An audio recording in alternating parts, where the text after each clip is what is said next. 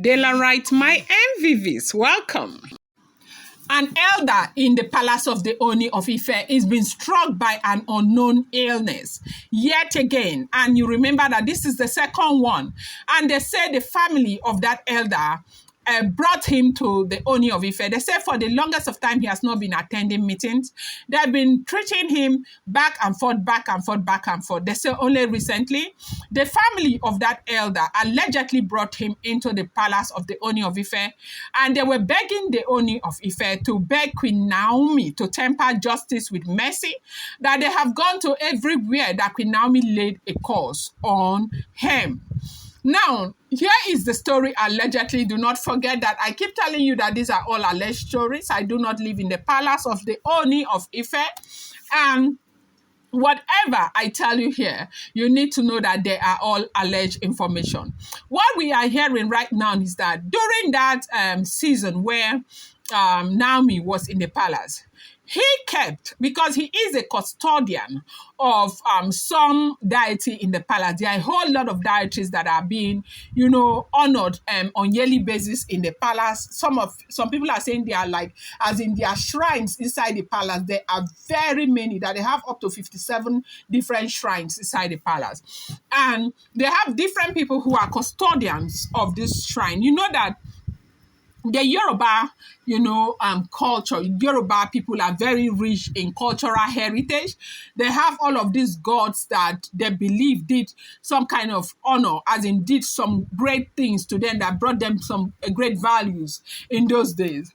And these deities are being honored on yearly basis. That's how you have the Obatala festival, you have the Oshosho, all of those different ones. And they said this elder in question is a custodian of one of those deities.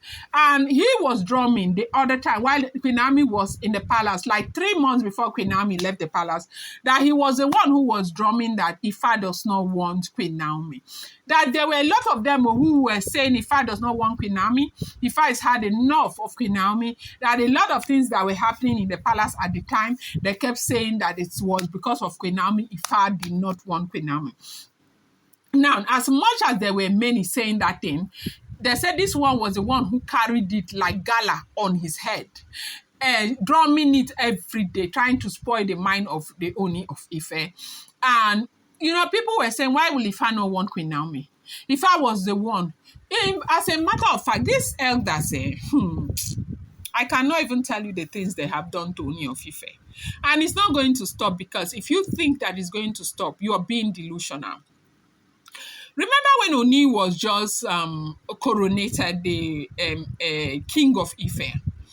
There were this group of elders who saw whatever. They say Ifa said he must bring a royal blood from Benin to run affairs in the palace, and that will make his reign long and successful. They now went and did all their negotiation and all of that. They married Wurola from Benin. Wurola is alleged to come from a royal family. Alleged, I don't know. They brought Wurola to the palace. And that marriage did not take 2 years. The marriage collapsed. They were the ones who saw that vision. They were the same ones who also saw that same another vision. That Wurola was, in fact, they said a whole lot of things about Wurola. And you do know that Wurola is not like Queen Naomi. Wurola could not take it. And Wurola decided to leave the palace.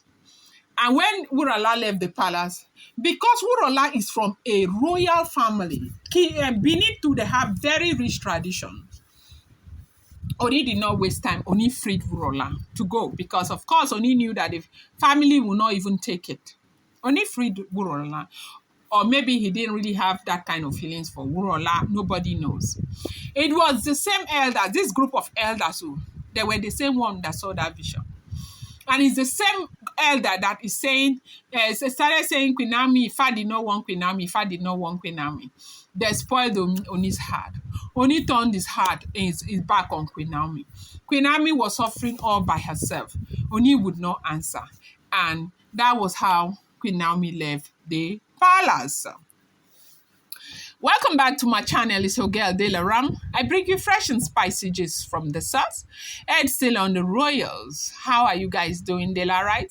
I appreciate you guys so much. I love you. I say may God bless you. May God give you your heart desire this year.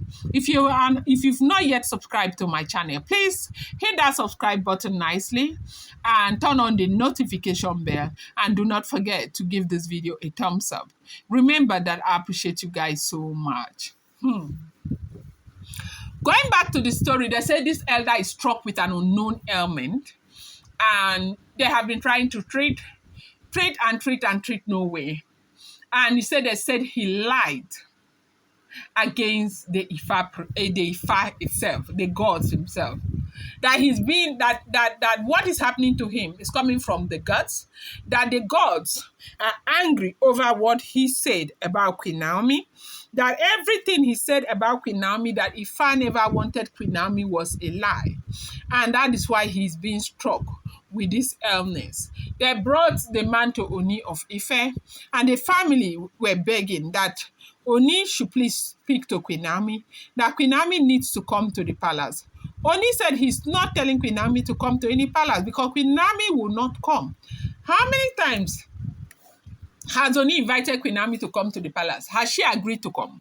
The one time alone that Queen Naomi entered that palace this year was because of her fingerprint. And she had to go because it was necessary for her to go.